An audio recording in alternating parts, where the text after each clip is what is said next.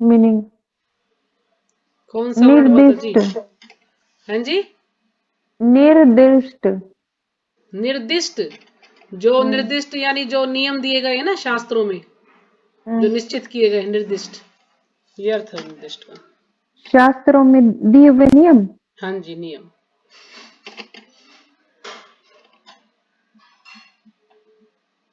कहाँ पे आ गया ये मीनिंग? धन्यवाद माता जी। माता जी के स्वागत के लिए हरे कृष्ण महामंत्र का धन्यवाद माता उच्चारण जी। करें।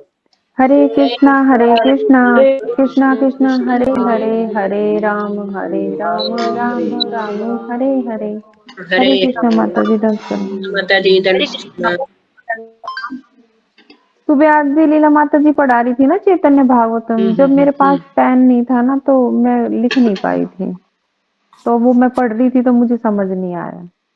इसका नियम अर्थ है माता जी, निर्देश किया गया, निर्देश किया गया है, जो कि गूगल पे है। अच्छा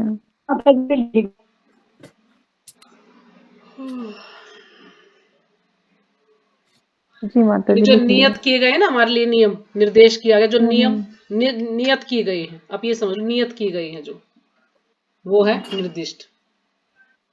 तो इसमें जो पूरी लाइन होगी ना उसमें और भी कुछ लिखा होगा, तो उसके हाँ अनुसार आप हाँ समझ सकते हैं। जी माता जी, धन्यवाद।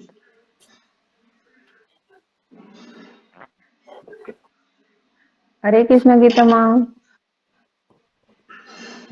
हरे कृष्ण। प्रणाम।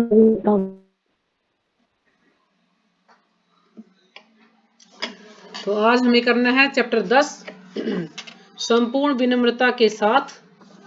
तो इसमें मुझे इसके बारे में कोई लेक्चर नहीं मिला आज, ताकि कोई किसी ने एक्सप्लेन किया हो, तो जितना मुझे आएगा उतना बताऊंगी। इसमें गलतियां बहुत होने वाली हैं, तो पहले ही मैं क्षमा मांगती हूँ अपनी गलतियों के लिए आज, क्योंकि मुझे जो मैंने लेक्चर सुना उसमें कुछ नहीं बताया, प्रभु जी ने सीधा इसको पढ़ दिया बस पूरा, कोई एक्सप्लेन खास नहीं किया इसमें।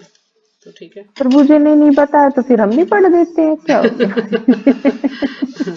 तो ठीक है ना, मैं जैसा है हमें वैसा हमें समझाने का प्रयास माता करूंगी। जी मुझे कुछ मिला नहीं ना, शास्त्र जब के हम कुछ साथ सुन लेते हैं ना छेड़खानी नहीं थोड़ा सा, करनी। तो फिर थोड़ा क्लियर हो जाता है अच्छे से, लेकिन जब कुछ मिलता है नहीं फिर क्या, कैसे क्लियर करें। तो कई माता जी शब्द भी ऐसे होते छेड़खानी हैं कि नहीं। उनका गूगल पे भी देखने जाओ तो अर्थ नहीं मिलता उनका ना। तो जैसा समझ आएगा वैसा प्रयास करूंगी समझाने का। तो संपूर्ण विनम्रता के साथ अध्याय 10, यह मुंबई में सन 1936 का फरवरी मास है। तो ये बॉम्बे की जो है घटना है, मतलब जिसमें जो भी ये चैप्टर है ज्यादातर प्रभात जी के जो लेक्चर वगैरह ना उनसे लिए गए हैं। तो जो ये लेक्चर है ये भक्ति सिद्धांत सरस्वती महाराज की जो व्यास पूजा है उससे लिया गया है। ये उस समय उन्होंने लेक्चर दिया था प्रभात जी ने, तो इसमें यहाँ पे इसको दिया है।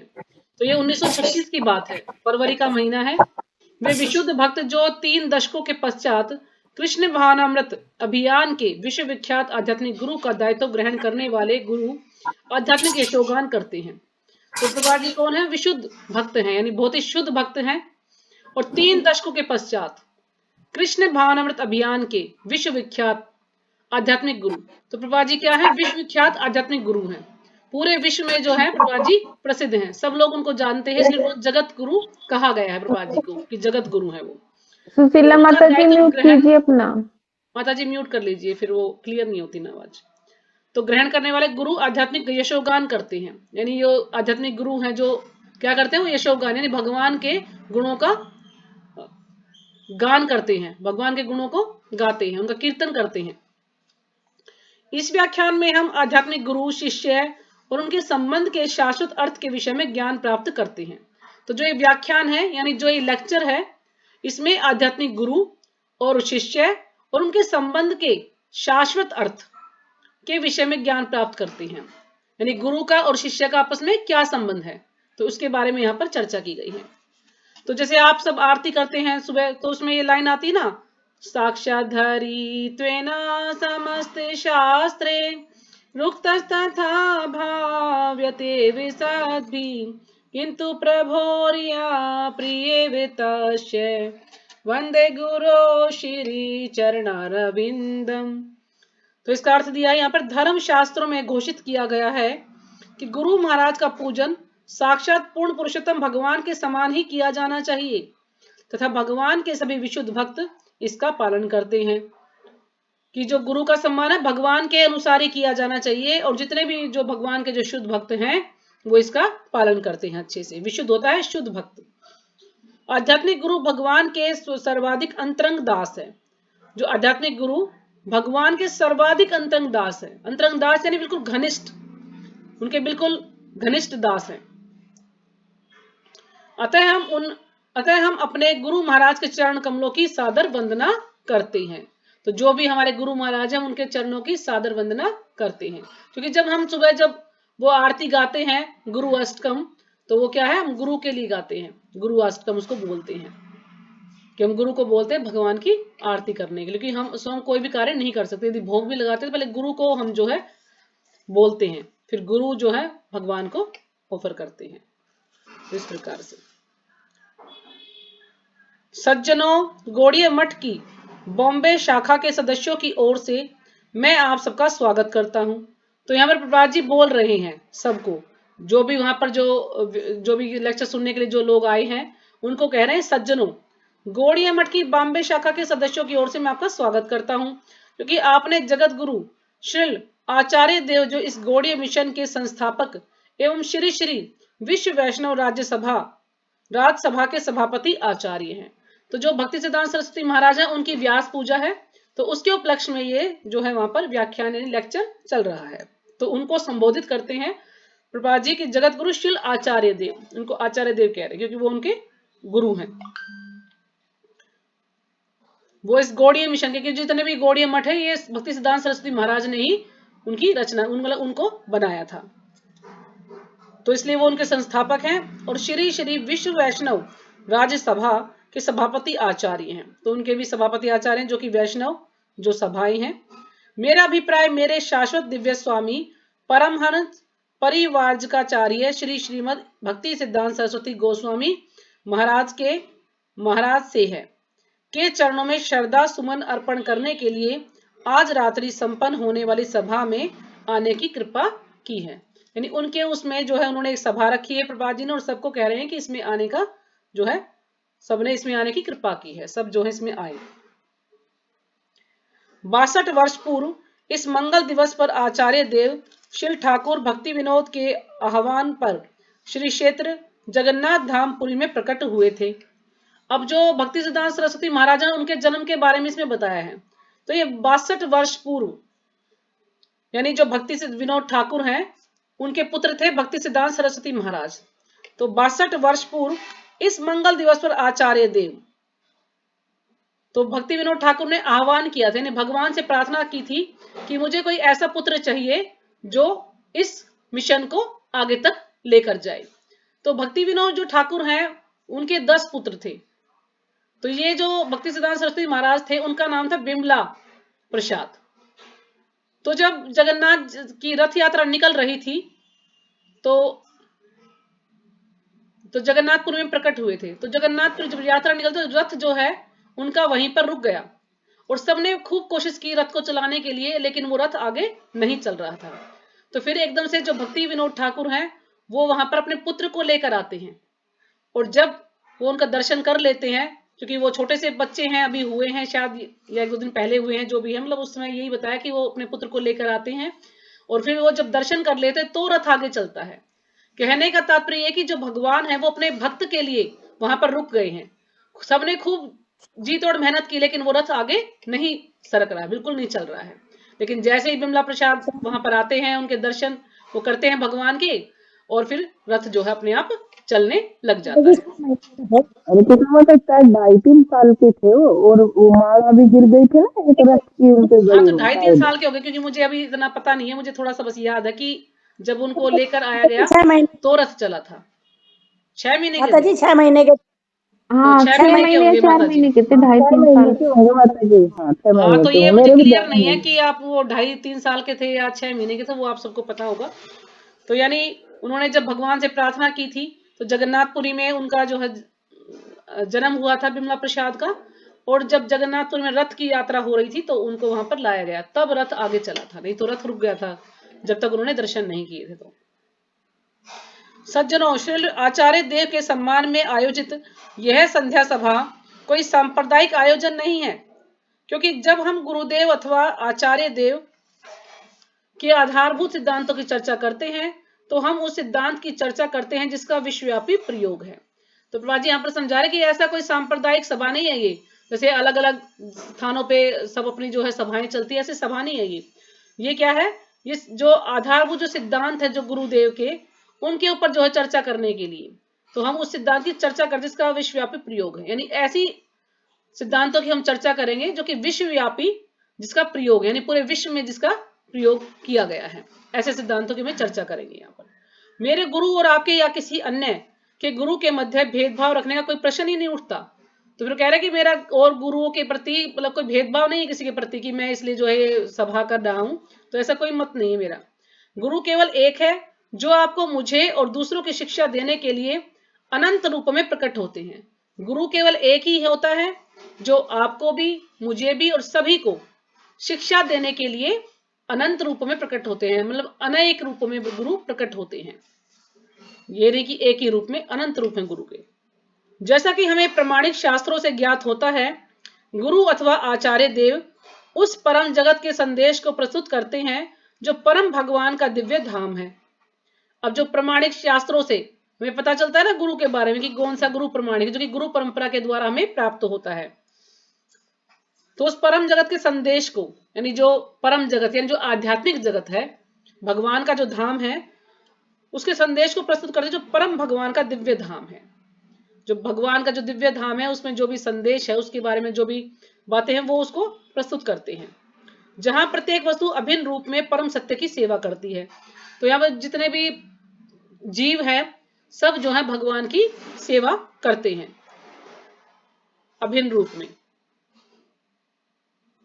यानी भगवान के साथ ही हैं सब, जो है भगवान की सेवा कर रहे हैं, परम सत्य की सेवा करती हैं। हमने ये प्राय सुना है, महाजनों येन गतः सह पंथा, पूर्व के आचार्यों के पंथ का अनुसरण करो। यानी जितने महाजनों, ये येन गतः पंथा का मतलब है कि जो हमारे जो पूर्व आचार्य हैं, जो पहले के जो हमारे आचार्य हैं, हमें उनका अनुसरण करना है, जो उन्होंने सिखाया है उन्हीं को हमें फॉलो करना है, यानी हमें उनका अनुकरण नहीं करना है, हमें उनका अनुसरण करना है। जैसे कि भक्ति सिद्धांत सरस्वती महाराज हैं जो सिर्फ 192 माला का जप करते थे और केवल सिर्फ थोड़ी सी खिचड़ी खाते थे, और खिचड़ी भी कैसे, जमीन पर डाल दिया जाता था, पीछे हाथ बांध करके मुंह से जितना उनके एक दो निवाला उसमें आता उतना ही वो खिचड़ी खाते थे, ज्यादा नहीं खाते थे भक्ति सिद्धांत सरस्वती महाराज। तो यानी कहने का तात्पर्य ये कि हमें उनका अनुकरण नहीं करना कि जैसे वो करते थे हम भी वो ऐसा करेंगे। क्यों? क्योंकि हम इस लेवल पर नहीं है, हम इतने शुद्ध नहीं है कि हम भक्ति सिद्धांत सरस्वती महाराज की तरह से कर पाए। लेकिन जो उन्होंने हमें सिद्धांत दिए हैं, जो नियम दिए हैं, जो हमें विधि सिखाई है भगवान तक पहुंचने की, हमें उसका अनुसरण करना है, उसको प्रयास करना है कि हम उसको अच्छे से कर पाए। परंतु इस श्लोक का वास्तविक तात्पर्य समझने के लिए हमने कोई प्रयास ही नहीं किया है।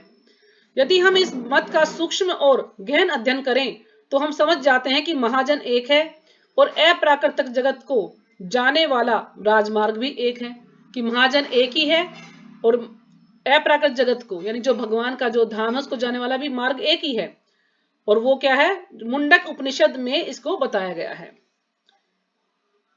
तद्विज्ञानार्थम स गुरुमेवाभिगच्छेत समित पाणि श्रोत्रियम ब्रह्मनिष्ठम। अप्राकृतिक विज्ञान की शिक्षा प्राप्त करने के लिए हमें गुरु शिष्य परंपरा में आने वाले प्रमाणिक गुरु का अवश्य ही आश्रय ग्रहण करना चाहिए, जो परम सत्य में स्थित रहते हैं। तो जो गुरु हैं वो परम सत्य में स्थित रहते हैं, यानी उनको, वो भगवान के शुद्ध भक्त होते हैं, उन्हें पूरा ज्ञान होता है भगवान के बारे में, तत्व से भगवान को जानते हैं। तो हमें उनका आश्रय ग्रहण करना चाहिए, उनके निरीक्षण में हमें जो है भक्ति करनी चाहिए, जैसे जैसे वो हमें आदेश देते हैं उस प्रकार से हमें कार्य करना चाहिए। इस प्रकार यह आदेश दिया गया है कि उस अप्राकृतिक ज्ञान को प्राप्त करने के लिए हमें अवश्य ही गुरु का आश्रय स्वीकार करना चाहिए। अतः यदि परम सत्य एक है जिसके विषय में हम सोचते हैं कि कोई भी मतभेद नहीं है, तो गुरु भी दो नहीं हो सकते। अब हम भगवान के बारे में सोचते हैं कि भगवान एक ही है, तो फिर हम गुरु के बारे में कैसे मतभेद, गुरु भी एक ही होता है, दो नहीं हो सकते। श्रील आचार्य देव, जिनको हम अपनी विनम्र श्रद्धांजलि अर्पित करने के लिए आज रात्रि यहाँ एकत्रित हुए हैं, किसी एक सांप्रदायिक संस्था के गुरु नहीं है, कि वो एक सांप्रदायिक संस्था के गुरु नहीं है भक्ति सिद्धांत सरस्वती महाराज। अथवा सत्य को विविध मत मतांतरों के रूप में प्रस्तुत करने वाले अनेकानेक व्यक्तियों में से एक नहीं है। इसके विपरीत वे जगत गुरु हैं, यानी पूरे विश्व के गुरु हैं वो, अर्थात हम सबके गुरु हैं। अंतर केवल यही है कि कुछ उनकी आज्ञा का सर्वभावेन पालन करते हैं, जबकि कुछ उनकी आज्ञा प्रत्यक्ष रूप से नहीं मानते।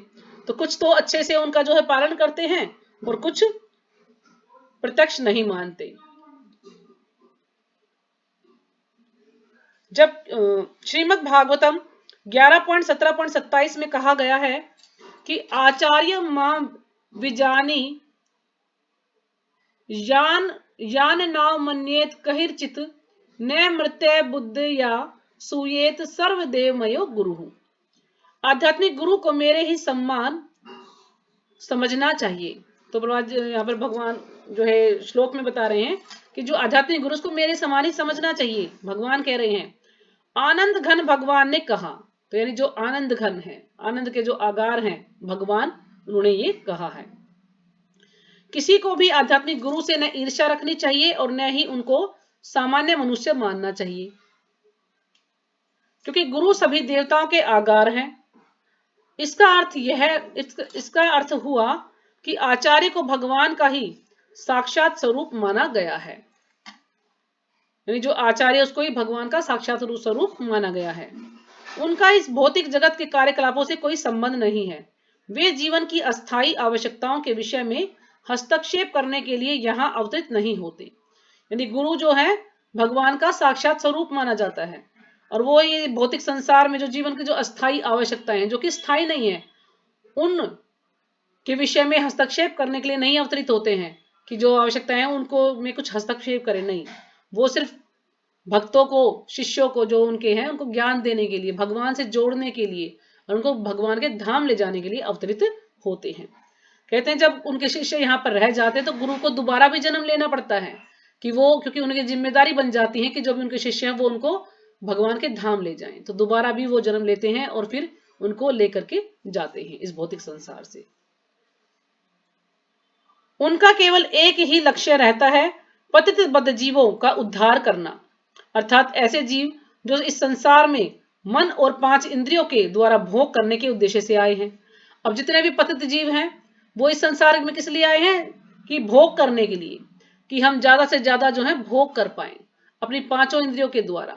मन के द्वारा हम भोग में लगे रहते हैं ज्यादातर लोग, तो इसलिए वो जो भोग करने के उद्देश्य से आए हैं, तो उनको ऐसे पतित जीवों का उद्धार करने के लिए गुरु आते हैं।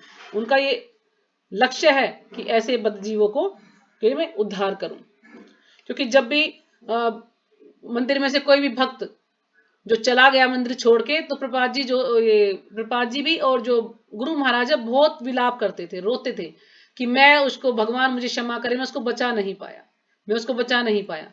तो इतना जो है उसको बोलते थे, लेकिन फिर भी शिष्य छोड़कर कई चले गए हैं इसको उनको, जबकि महाराज ने बहुत कोशिश की उनको समझाने की, या जहां तक उनकी जो गलतियां हैं उनको भी क्षमा किया है, लेकिन फिर भी कई भक्त कहते ना किसी दूसरे के चंगुल में फंस जाते हैं। कुछ कहीं से कुछ सुन लिया तो उसको सही मानने लगते हैं, और जो हमने यहाँ ज्ञान लिया उसको गलत मानने लगते हैं। तो वो फिर इस चक्कर में फंस जाते हैं और फिर इसको उनको छोड़कर चले जाते हैं, या उनको थोड़ा सा डांट दिया जाता है। तो भी कुछ भक्त जो कि अभी कच्चे कच्चे होते हैं ना भक्ति में, तो यदि उनको थोड़ी डांट पड़ जाती है तो इसको छोड़कर चले जाते हैं। लेकिन जो बिल्कुल परिपक्व हैं, जो बिल्कुल पक्के बन चुके हैं, वो इसको छोड़कर नहीं जाते। लेकिन जिनकी अभी कहते ना, जिनकी श्रद्धा भी ज्यादा पक्की नहीं हुई है, वो इसको उनको छोड़कर चले जाते हैं। जैसे कि अब आप ये सोचे कि भक्तों में मतभेद नहीं होगा, तो ये जरूरी नहीं कि भक्तों में मतभेद ना हो। भक्तों में भी लड़ाइयां होती हैं, आपस में मनमुटाव भी हो जाता है, काफी किसी किसी ज्यादा भी बहस हो जाती है। तो हमें क्या करना है कि हमें इस्कॉन को नहीं छोड़ना है कभी भी। ये ना सोचे कि भाई भक्ति में आ गए तो हमारे साथ में कोई मतभेद होगा नहीं, ऐसा जरूरी नहीं है।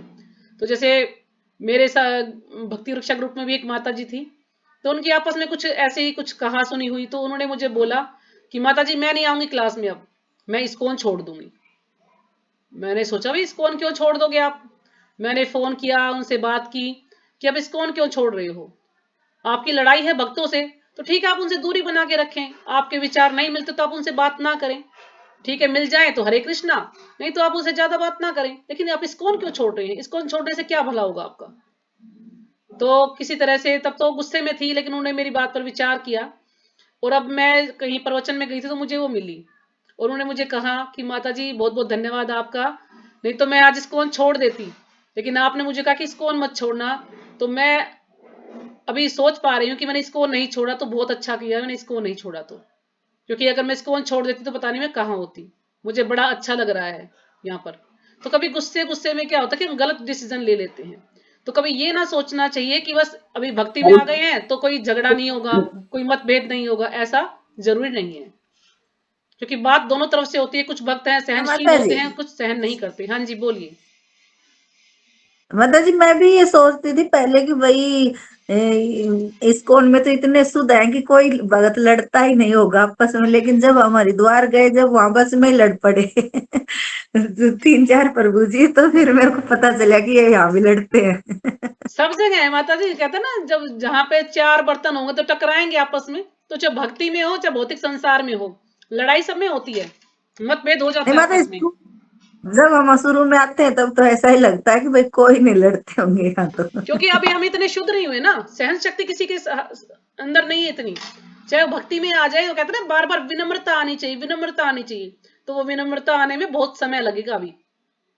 अभी अगर कोई हमारी बुराई कर दे, हमें कुछ बोल दे, तो एकदम से हम जो है जवाब देंगे उसको, चुप नहीं रह सकते कि अरे अच्छा तेरी इतनी हिम्मत, मेरे सामने तूने ऐसा बोल कैसे दिया, मेरी चुगली कैसे कर रहा है तू। चाहे हम कितनी हाँ भक्ति माता जी, भक्ति में जैसे जब आएंगे, कि जब हम विनम्र हो जाएंगे कि कुछ कह रहा है ना, तो ठीक है कहने दो। जब समझ रहा कि हम विनम्र हुए हैं, अभी हम विनम्र नहीं हुए हैं। अभी तो थोड़ी सी बात होते के साथ ही हमें बुरा लग जाता है, अब इसने मुझे ऐसे कैसे बोल दिया, अच्छा इसकी इतनी हिम्मत। तो बहुत झगड़े हो जाते हैं। ये नहीं कि भक्तों में झगड़े, भक्तों में बहुत झगड़े होते हैं, लेकिन ये किसी का कुछ पता चल जाता, किसी का पता नहीं चलता। अगर बात मीडिया माता में आ जी, जाती तो सबको पता लग जाता है। हाँ जी। माता जी कोई गुस्सा करा तो उसके सामने हंस जाओ, बस दिल हाँ खुश हो बिल्कुल। जाता है। सचिवपति प्रभु कहते हैं हमेशा कि यदि हमें गुस्सा आए ना तो हाँ, हमें क्या करना चाहिए, हमें शीशे में अपनी शक्ल हंस देखनी चाहिए, कि जब गुस्सा आता तो हंसना इंसान की शक्ल चाहिए। कैसी डरावनी हो जाती है। तो अपनी शक्ल देखनी चाहिए शीशे में, तो फिर गुस्सा अपने आप ही कम हो जाएगा। यानी हमें गुस्से को पीना सीखना चाहिए। अगर कोई हमें कुछ गलत बोलता है तो हमें उस समय गुस्से को पी जाना चाहिए, ना कि हमें उससे गलत बोलना चाहिए।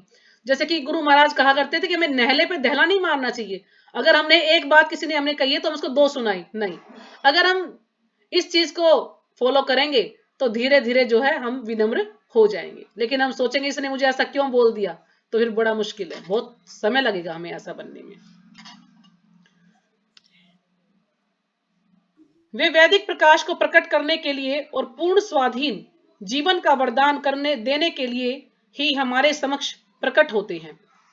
जो वैदिक प्रकाश, जो हमारे जो वैदिक प्रकाश है, यानी जो हमारे जो वैदिक ग्रंथ है, जो वैदिक ज्ञान है, उसको प्रकट करने के लिए और पूर्ण स्वाधीन जीवन का वरदान देने के लिए, कि पूर्ण स्वाधीन, पूरी तरह से हम स्वतंत्र होकर जो जीवन का जो वरदान देने के लिए, कि हम अच्छे से मतलब किस प्रकार से हम आनंदित रह सकते हैं, खुश रह सकते हैं, वो वरदान देने के लिए हमारे समक्ष प्रकट होते हैं। जिसके लिए हमें जीवन के पग पग पर आकांक्षा रखनी चाहिए, कि हम जीवन के पग पग पर हमें आकांक्षा नहीं इच्छा रखनी चाहिए ऐसे सुखी जीवन की। और वो जो सुखी जीवन है, जो आनंददायी जीवन है, वो कैसे होगा, कि हम जब भक्ति से जुड़ेंगे, हम शास्त्रों को पढ़ेंगे, भगवान से जुड़ेंगे, तब हम जाकर सुखी रह सकते हैं। नहीं तो कोई भी व्यक्ति ये नहीं कह सकता कि मैं सुखी हूं। हर व्यक्ति को कुछ ना कुछ दुख लगा ही रहता है। वेदों के दिव्य ज्ञान को भगवान ने सर्वप्रथम इस ब्रह्मांड विशेष के रचयिता ब्रह्मा जी को सुनाया। तो पहले भगवान ने ब्रह्मा जी को सुनाया, ये हमने कई बार सुन चुके हैं। फिर ब्रह्मा जी ने यह ज्ञान नारद को प्राप्त हुआ, और नारद से व्यासदेव को, और व्यासदेव से मध्व को, और इस प्रकार गुरु शिष्य परंपरा की इस विधि में एक शिष्य के द्वारा दूसरे शिष्य को यह इंद्रियातीत ज्ञान प्रसारित किया गया। ये इंद्रियातीत ज्ञान का मतलब है कि जो हमारी इंद्रियों से परे है, यानी ये जो हमारी जो इंद्रियां हैं इसको समझ नहीं सकती। इंद्रियातीत का मतलब हमारी इंद्रियों से परे है ये ज्ञान। और अंत में यह ज्ञान भगवान श्री गौरांग श्री कृष्ण चैतन्य को प्राप्त हुआ, और जिन्होंने श्री ईश्वरपुरी के शिष्य और उत्तराधिकारी का अभिनय किया था। तो जो चैतन्य महाप्रभु थे वो ईश्वरपुरी उनके गुरु थे। वर्तमान आचार्य देव श्री रूप गोस्वामी के पश्चात 10वें शिष्य प्रतिनिधि हैं। तो जो भक्ति सिद्धांत सरस्वती महाराज हैं वो श्री रूप गोस्वामी के पश्चात 10वें गुरु हैं वो। श्रील रूप गोस्वामी भगवान श्री चैतन्य महाप्रभु के मौलिक प्रतिनिधि थे, यानी उनके मौलिक प्रतिनिधि, मूल प्रतिनिधि थे उनके, श्री रूप गोस्वामी जो हैं। क्योंकि जो श्री रूप गोस्वामी षड गोस्वामी है 6, उनमें से जो श्री रूप गोस्वामी है वो एक है इनमें से। तो वो इनके जो है प्रतिनिधि थे चैतन्य महाप्रभु के, जिन्होंने इस इंद्रियातीत ज्ञान की पद्धति का पूर्णता प्रचार किया। यानी जो इंद्रियातीत ज्ञान, यानी जो हमारी इंद्रियों से परे जो ज्ञान है, जो दिव्य ज्ञान है, इसको हम दिव्य भी बोल सकते हैं, जो दिव्य ज्ञान है, इस दिव्य ज्ञान की पद्धति का पूर्णता से प्रचार किया, पूरी तरह से इसका अच्छी तरह से प्रचार किया श्री रूप गोस्वामी ने। अपने गुरुदेव से हम जो ज्ञान प्राप्त करते हैं वह स्वयं भगवान के द्वारा तथा ब्रह्मा जी की गुरु श्रृंखला में आचार्य की परंपरा में दिए गए ज्ञान से भिन्न नहीं है। तो यानी जो भी हम अपने गुरु से ज्ञान प्राप्त करते हैं, तो जो गुरु शिष्य परंपरा से चली आ रही, जो कि भगवान से चली आ रही है गुरु शिष्य परंपरा, तो उससे अलग नहीं है। वो जो ज्ञान उन्होंने, भगवान ने ब्रह्मा जी को, ब्रह्मा जी ने नारद मुनि को, नारद मुनि ने व्यास देव को, इस प्रकार से जो एक गुरु परंपरा चली आ रही है, उसी के द्वारा जो है गुरु हमें ज्ञान दे रही हैं, तो वो उनसे कोई अलग नहीं है। हम इस मांगलिक दिन को श्री व्यास पूजा तिथि के रूप में मनाते हैं। तो हम जब भी किसी आचार्य का जन्म दिवस होता तो हम उसको व्यास पूजा के रूप में मनाते हैं, क्योंकि आचार्य वेद, पुराण, भगवद गीता, महाभारत एवं भागवतम इत्यादि के दिव्य रचिता व्यासदेव के जीवंत प्रतिनिधि हैं। तो जो भी हमारे जो गुरु हैं वो व्यासदेव के जीवंत प्रतिनिधि हैं, जिन्होंने क्या है, वेद, पुराण, भगवद गीता, महाभारत सब कुछ लिखा है व्यासदेव जी ने, तो उनके वो प्रतिनिधि हैं जो भी गुरुदेव हैं, क्योंकि उन्होंने भी इन सभी ग्रंथों का जो है पठन किया है, अध्ययन किया है। जो व्यक्ति अपनी अपूर्ण इंद्रिय प्रतीति के द्वारा दिव्य शब्द ब्रह्म की व्याख्या करता है वह वास्तविक आध्यात्मिक गुरु नहीं हो सकता। अब जो भी व्यक्ति अपनी अपूर्ण इंद्रिया, हमारी इंद्रिया क्या है, अपूर्ण है, हमारी इंद्रिया शुद्ध नहीं है, पूर्ण नहीं है, तो अपनी इंद्रिय प्रतीति के द्वारा, यानी जो भी उसकी इंद्रिया, जो भी इच्छाएं हैं उसके द्वारा जो भी वो दिव्य शब्द ब्रह्म की व्याख्या करता है, यानी वो इतना शुद्ध नहीं है, वो अपनी जो है किसी प्रसिद्धि के लिए या अपने किसी लाभ के लिए, या उसको इतना ज्ञान नहीं है और कुछ भी वो बोलता है, तो ऐसा ज्ञान वो इसकी शब्द की व्याख्या करता है, तो वह वास्तविक आध्यात्मिक गुरु नहीं होता। तो वास्तव में वो ऐसा व्यक्ति आध्यात्मिक गुरु नहीं हो सकता जिसकी इंद्रिया अपूर्ण है। कारण यह है कि प्रामाणिक आचार्य के अधीन उचित प्रशिक्षण के अभाव में असद व्याख्याकार निश्चय ही श्री व्यासदेव से मतभेद रखता है।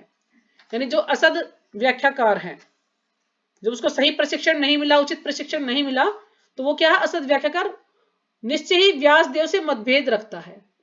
जो भी व्यासदेव से उनसे उनका कुछ ना कुछ मतभेद रहता है। असद यानी जो कि सही व्यक्ति नहीं है, जो कि पाखंडी भी जिसको हम कह सकते हैं, जो सही गुरु नहीं है। तो जो सही गुरु उसको सदगुरु बोलते हैं, लेकिन जो असद गुरु है वो पाखंडी है। जैसा कि मायावादी लोग करते हैं, तो जैसे मायावादी लोग भी करते हैं ना, भगवान से ईर्ष्या करते हैं, क्या कहते हैं कि हम ही भगवान हैं। जैसे अहम ब्रह्मास्मि, तो मैं आत्मा हूं, लेकिन जो मायावादी क्या बोलते हैं, अहम ब्रह्मास्मि, मैं भगवान हूं, हम सब भगवान हैं, ये वो बोलते हैं। तो यानी वो व्यासदेव से मतभेद रखते हैं। श्री व्यासदेव वैदिक प्रकाश के प्रधान अधिकारी हैं। अब जो व्यासदेव है, जो वैदिक प्रकाश है, यानी जो वैदिक ज्ञान है, उसके प्रधान अधिकारी हैं व्यासदेव जी, महाजन है वो। इसलिए असद व्याख्याकार को गुरु या आचार्य के रूप में नहीं स्वीकार किया जा सकता। अब जो पाखंडी, उसको हम गुरु के रूप में स्वीकार नहीं कर सकते, भले ही उस व्यक्ति में भौतिक ज्ञान प्राप्त करने की पूरी योग्यताएं विद्यमान हो, चाहे वो कितना ही पढ़ा लिखा हो, कितना ही भौतिक ज्ञान उसको हो, तो भी हम उसको गुरु नहीं मान सकते। जैसा कि पद्म पुराण में कहा गया है, संप्रदाय विहीना ये मंत्रास्ते निष्फला मतः। जब तक आप गुरु शिष्य परंपरा के किसी प्रमाणिक गुरु के द्वारा मंत्र दीक्षा प्राप्त नहीं करते, तब तक प्राप्त किया गया मंत्र निष्फल रहता है। तो यानी जो भी हम ज्ञान प्राप्त करते हैं, तब तक हम गुरु शिष्य परंपरा के द्वारा उसको प्राप्त नहीं करते, किसी प्रमाणिक गुरु के द्वारा उसको प्राप्त नहीं करते हैं, या हम उनसे दीक्षा प्राप्त नहीं करते हैं, तो जो भी हमारा ज्ञान है वो निष्फल रहता है। तो इसलिए हमें गुरु से दीक्षा लेना जरूरी है, हमें गुरु से दीक्षा लेना चाहिए। ऐसा नहीं कि हम सोचे गुरु से दीक्षा ना ले, और ठीक है हमारे कृष्ण कर तो रहे हैं, शास्त्रों को पढ़ रहे हैं, ठीक है हम पढ़ते रहेंगे, हमें क्या जरूरत है गुरु से दीक्षा लेने की। तो ये हमारा सब निष्फल जाएगा जब तक हम गुरु को नहीं चुनते हैं, जब तक हम कोई गुरु नहीं बनाते हैं। तो हमें गुरु सबको अवश्य बनाना चाहिए। दूसरी ओर इस गुरु शिष्य परंपरा में आने वाले प्रमाणिक गुरु से जिस व्यक्ति ने श्रवण विधि के द्वारा दिव्य ज्ञान प्राप्त किया है और जिसके हृदय में वास्तविक आचार्य के प्रति सच्चे सम्मान की भावना है, उसको अवश्य ही वैदिक ज्ञान का प्रकाश प्राप्त होना चाहिए। यानी जो व्यक्ति गुरु शिष्य परंपरा में आने वाले प्रमाणिक गुरु से, जिस व्यक्ति ने श्रवण विधि के द्वारा दिव्य ज्ञान प्राप्त किया, जना प्रमाणिक जो गुरु है उससे जो ज्ञान प्राप्त किया है, जिसके हृदय में वास्तविक आचार्य के प्रति सच्चे सम्मान की भावना है, और उसके हृदय में सच्चे सम्मान की भावना है, यानी गुरु का वो श्रद्धा से सम्मान करता है, बड़े भाव से उसके अंदर गुरु के लिए श्रद्धा है, सम्मान है, तो उसको अवश्य ही वैदिक ज्ञान का प्रकाश प्राप्त होना चाहिए। यानी ऐसे व्यक्ति को ही जो वैदिक ज्ञान है उसका प्रकाश प्राप्त होना चाहिए। परंतु यह प्रकाश ज्ञानियों के शुष्क राजमार्ग ज्ञान मार्ग की पहुंच से स्थायी रूप से बाहर है। लेकिन जो ये वैदिक ज्ञान का जो प्रकाश है, ये जो ज्ञानी है, ज्ञानी यानी दार्शनिक या ये निराकारवादी भी इनको बोल सकते हैं, जो ये ज्ञानी है, कि जो शुष्क ज्ञान मार्ग, क्योंकि उनका जो ज्ञान है वो शुष्क है, उसमें कोई रस नहीं है। वो क्या बोलते हैं कि हम ही भगवान हैं, या भगवान तो निराकार रूप है, भगवान का कोई साकार रूप होता ही नहीं, इस प्रकार से बोलते हैं जो ज्ञानी है। तो शुष्क ज्ञान मार्ग की पहुंच से स्थायी रूप से बाहर है। तो जो भगवान का जो ज्ञान है ये उनसे बिल्कुल अलग है। यानी ऐसे व्यक्तियों जो है उनको सही ज्ञान प्राप्त नहीं हो सकता, क्योंकि उनके जो ज्ञान है वो सूखा ज्ञान है उनका। जैसा कि श्वेता श्वेतर उपनिषद में कहा गया है, यस्य देवे परा भक्तिर यथा देवे तथा गुरु तस्येते कथिता ही अर्था प्रकाशन्ते महात्मनः। केवल उन महात्माओं के लिए ही जिनको भगवान और आध्यात्मिक गुरु दोनों पर एक साथ अचल विश्वास है, उनके समक्ष वैदिक ज्ञान के समस्त अर्थ स्वतः ही प्रकाशित हो जाते हैं। तो यहाँ पर बता रहे हैं प्रभा जी की जो केवल उन महात्माओं के लिए ही जिनको भगवान और आध्यात्मिक गुरु दोनों पर एक साथ अचल विश्वास है, यानी जिनको गुरु पर और भगवान पर बिल्कुल अटूट विश्वास है, ऐसा विश्वास जो कभी टूट नहीं सकता, बिल्कुल अटूट विश्वास है, उनके समक्ष वैदिक ज्ञान के समस्त अर्थ स्वतः ही प्रकाशित हो जाते हैं। जिसको अटूट विश्वास है तो वैदिक ज्ञान का जो भी अर्थ है वो अपने आप ही उनके हृदय में प्रकाशित हो जाता है, जिसको अटूट विश्वास है। सज्जनों, हमारा ज्ञान इतना अल्प है, हमारी इंद्रियां इतनी अपूर्ण हैं और हमारे स्रोत इतने सीमित हैं कि श्री व्यासदेव या उनके प्रमाणिक प्रतिनिधि के चरण कमलों में शरणागत हुए बिना यह संभव नहीं है कि हमें उस परम धाम के विषय में लेश मात्र भी ज्ञान प्राप्त हो सके। तो प्रभा जी जो वहां पर व्यक्ति जो भी लोग बैठे उनको कह रहे हैं, सज्जनों से संबोधित करें कि सज्जनों कि हमारा ज्ञान इतना अल्प है, इतना कम है कि हम अपनी जो अपूर्ण इंद्रियां हैं उसके अनुसार हमारे जो स्रोत हैं वो इतने सीमित हैं, क्योंकि हमारी इंद्रियां इतनी अपूर्ण है, हमारी बुद्धि इतनी अल्प है कि हम उसके द्वारा उसको समझ नहीं सकते जब तक कि हम किसी प्रमाणिक प्रतिनिधि के चरण कमलों में शरणागत नहीं होते। जब तक हम किसी गुरु के चरण कमलों में शरणागत नहीं होते तो तब तक हम इस ज्ञान को नहीं समझ सकते हैं, यह संभव नहीं है। हम प्रतिपल अपनी इंद्रिय अनुभूति के ज्ञान से ठगे जाते हैं। तो हम हर क्षण क्या है कि जो हमारा जो ज्ञान है, जो हम अपनी इंद्रियों के अनुभव से जो कि हमें मिला है वो ज्ञान हमारा पूर्ण नहीं है, तो उसके कारण हम ठगे जाते हैं, क्योंकि हमें हमारी इंद्रिय इतनी अपूर्ण है, पूर्ण नहीं है, तो उसके कारण हम ठगे जाते हैं। कोई भी हमें ठग सकता है क्योंकि हमें कुछ ज्ञान नहीं है। यह सब केवल उस मन की सृष्टि है। तो ये सब क्या है, जो भी अपूर्ण है ये सब क्या है, मन की सृष्टि है। क्यों? क्योंकि हम अपनी इंद्रियों के अनुसार इस ज्ञान को समझने का प्रयास करते हैं, अपनी बुद्धि से समझने का प्रयास करते हैं, लेकिन हम इसको समझ नहीं पाते और फिर हम ठगे जाते हैं। कहीं ना कहीं ऐसे हमें जो लोग मिल जाते हैं जो कि हमें ठग लेते हैं, जो पाखंडी गुरु यानी हमें मिल जाते हैं, क्योंकि हम चाहते हैं कि हम शॉर्टकट, हम इसको जल्दी से समझ लें, यानी हम ज्ञान भी प्राप्त करना चाहते हैं और कोई हमें प्रतिबंध भी ना हो, कोई नियम भी हमें फॉलो ना करने पड़े, तो इसलिए हम फिर ठगे जाते हैं। तो ये सब मन की सृष्टि, क्योंकि जो हमारा मन है ना वो बड़ा चंचल है। तो मन के बारे में बता रहे कि जो यह सब केवल उस मन की सृष्टि है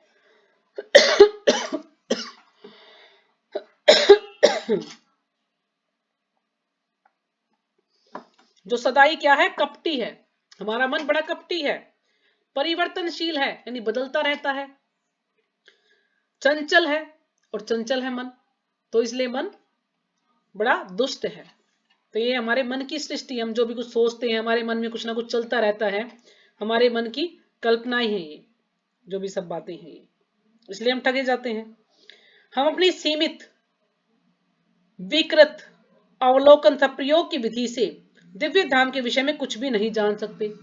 अब हमारी क्या है, बुद्धि बिल्कुल अल्प बुद्धि है, हमारी सोच बिल्कुल सीमित है, तो उसके द्वारा हम जो प्रयोग करेंगे, हो सकता कुछ, जैसे वैज्ञानिक कुछ ना कुछ प्रयोग करते हैं, कुछ ना कुछ खोज करते हैं, तो हम अपनी जो भी हमारी प्रायोगिक विधि है उसके द्वारा यदि हम कोशिश करेंगे भगवान के धाम के जानने के बारे में, तो हम भगवान के जो दिव्य धाम है उसके विषय में कुछ भी नहीं जान पाएंगे अपनी इंद्रियों के द्वारा।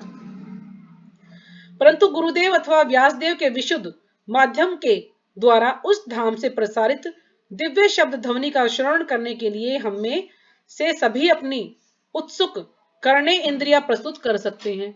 लेकिन जो गुरुदेव हैं या जो व्यासदेव के विशुद्ध माध्यम से, यानी उनके शुद्ध संग से, उनके शुद्ध माध्यम से के द्वारा उस धाम से प्रसारित दिव्य शब्द ध्वनि, यानी जो धाम है उसे जो दिव्य शब्द ध्वनि, यानी जो हरे कृष्ण का जो महामंत्र है ये सीधा गोलोक धाम से आया है, ये किसी व्यक्ति ने इसको नहीं बनाया, ये भगवान के धाम से आया है ये मंत्र। तो उसकी जो दिव्य शब्द ध्वनि का श्रवण करने के लिए हमें से सभी अपनी उत्सुक कर्णेंद्रिय यानी जो हमारे कान हैं, इन कानों से हम उसको प्रस्तुत कर सकते हैं, यानी इन कानों से हम उसको ग्रहण कर सकते हैं, उस ज्ञान को सुन सकते हैं। अतएव सज्जनों, हमारी विनम्रता से शून्य मनोवृत्ति से उत्पन्न समस्त भेदभावों के उन्मूलन के लिए, यानी हमारी विनम्रता से, शून्य मनोवृत्ति से उत्पन्न समस्त भेदभावों के उन्मूलन के लिए श्री व्यासदेव के प्रतिनिधि के चरण कमलों में आज हम सभी स्वयं को समर्पित करें। तो यानी कह रहे हैं कि हम जो व्यासदेव के जो प्रतिनिधि हैं, यानी गुरुदेव क्या है, व्यासदेव के जीवंत प्रतिनिधि हैं, तो हम उनके चरण कमलों में सभी अपने आप को जो है समर्पित कर दें। अतः श्रीमद् भगवद गीता 4.34 में कहा गया है। तो इसको और आगे पढ़ें, एक पैराग्राफ, इस श्लोक को पढ़ लिया जाए या छोड़ दिया जाए।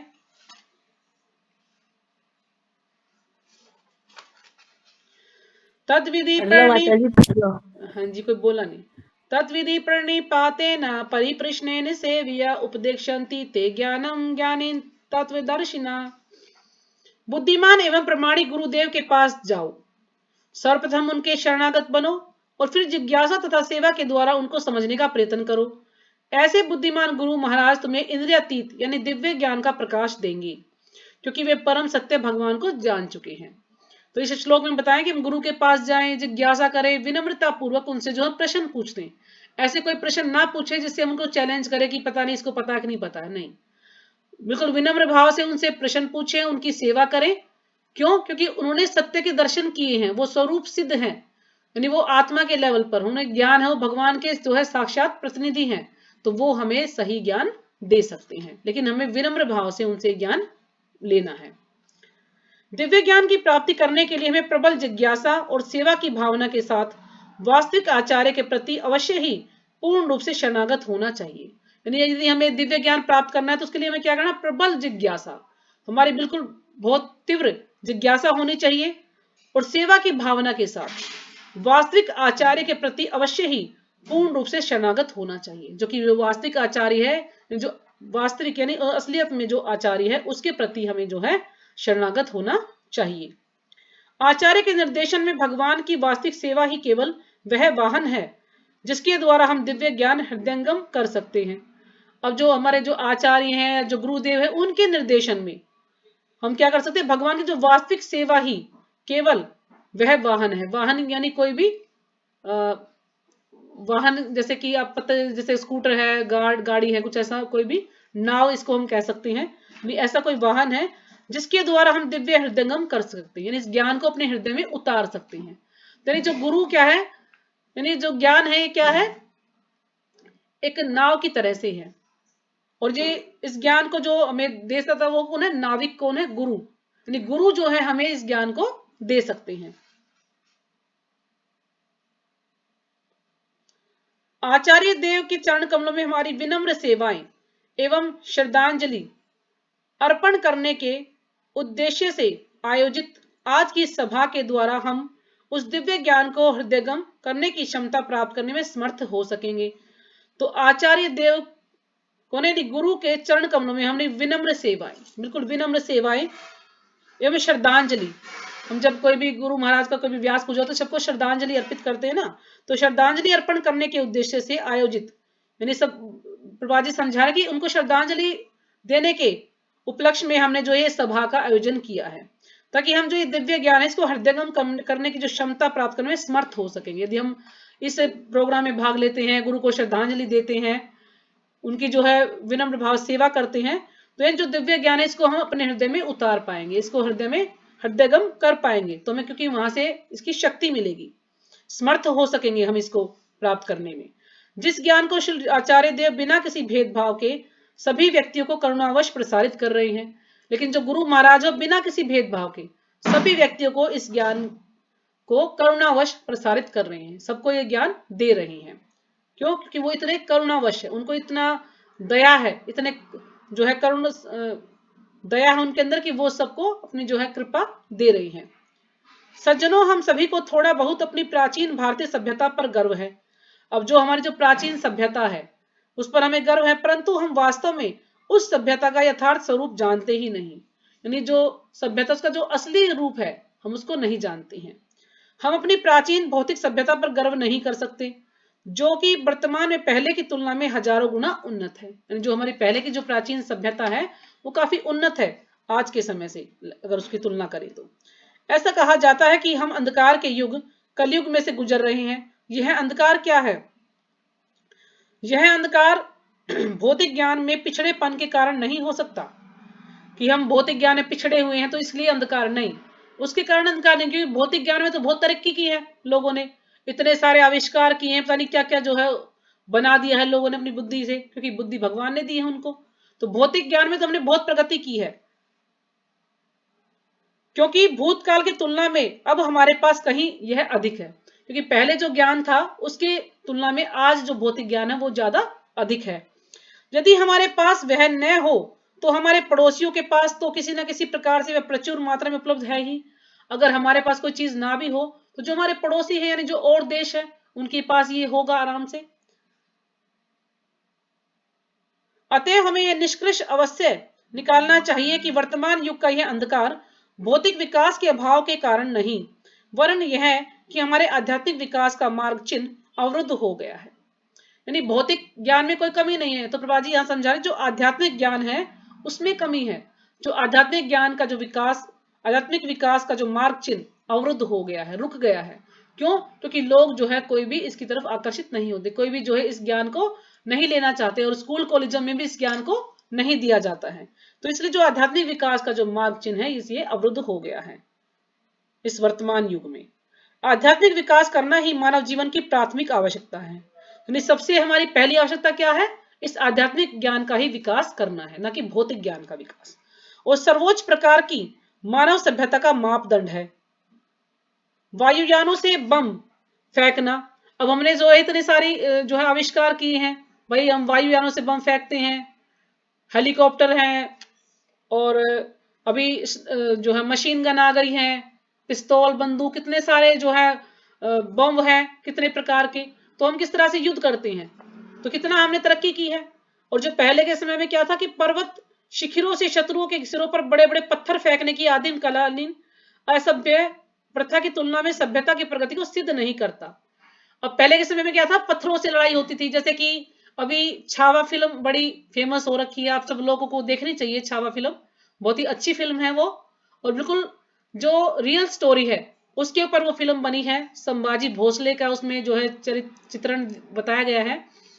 तो उसमें क्या दिखाया कि जैसे उनके पास सेनाएं कम थी, अब औरंगजेब ने उन पर जो है युद्ध कर दिया, लड़ाई कर दी। तो क्या किया उन्होंने वो इस तरह से लड़ाई की, क्योंकि बस सैनिक कम थे, लेकिन फिर वो औरंगजेब को हरा पाए। किस कारण से?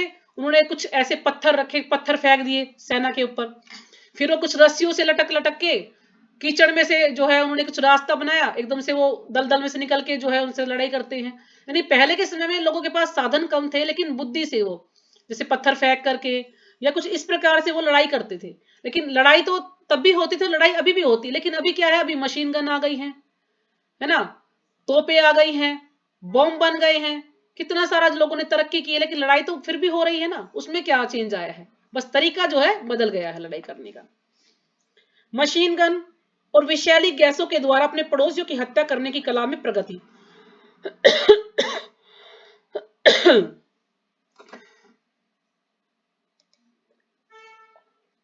निश्चय ही प्राचीन काल में होने वाली बर्बरता की तुलना में कोई उन्नति नहीं है ना, इसमें हमने कोई उन्नति नहीं की है। यह वह सभ्यता जिसे धनुष और बाणों के द्वारा हत्या करने की अपनी कला पर गर्व रहा करता था। पहले धनुष बाण चलते थे, भगवान राम के समय में, भगवान कृष्ण के समय में देखे कि पहले धनुष बाणों से लड़ाई होती थी, है ना, भालों से लड़ा जाता था। लेकिन आजकल मशीन गन आ गई है, विषैली गैसें आ गई हैं, बॉम्ब बन गए हैं, लेकिन लड़ाई फिर भी जारी है। तो इसमें कोई हम उन्नति, मतलब तुलना में कोई उन्नति नहीं है। न ही स्नेह से परिपुष्ट स्वार्थ की भावना का विकास है, यानी जो हमारा जो स्नेह है जो बिल्कुल परिपुष्ट है, स्वार्थ की भावना का विकास किसी प्रकार से बौद्धिक पशुता से श्रेष्ठ सिद्ध नहीं होता, सिद्ध होता है। यानी जो बौद्धिक जो पशु हैं, नहीं पशु से हमारा कोई जो जीवन है ये ज्यादा श्रेष्ठ नहीं है, क्योंकि स्वार्थ की भावना है सबके अंदर, तो इससे हम कहीं पशुता से कोई ज्यादा श्रेष्ठ नहीं है। ये सच्ची मानव सभ्यता इन सब अवस्थाओं से अत्यंत भिन्न है। जो सच्ची मानव सभ्यता है इन सब अवस्थाओं से बिल्कुल अलग है, और वो है अतः कठोपनिषद में एक सुस्पष्ट आह्वान है। तो इसको हम कल पढ़ेंगे, अभी हमारा समय ज्यादा हो गया है। ठीक है, अगर किसी को कुछ समझ नहीं आया हो तो पूछ सकते हैं। अगर मैं नहीं समझा पाई तो कल आदिला माता जी क्लास लेंगे तो हम उनसे भी पूछ सकते हैं। ठीक है, कोई बात अगर आपको समझ ना आई हो तो ठीक है, यहीं पे विराम करते हैं। सभी माताएं माता जी का धन्यवाद करेंगे। हरे कृष्ण महामंत्र बोल। हरे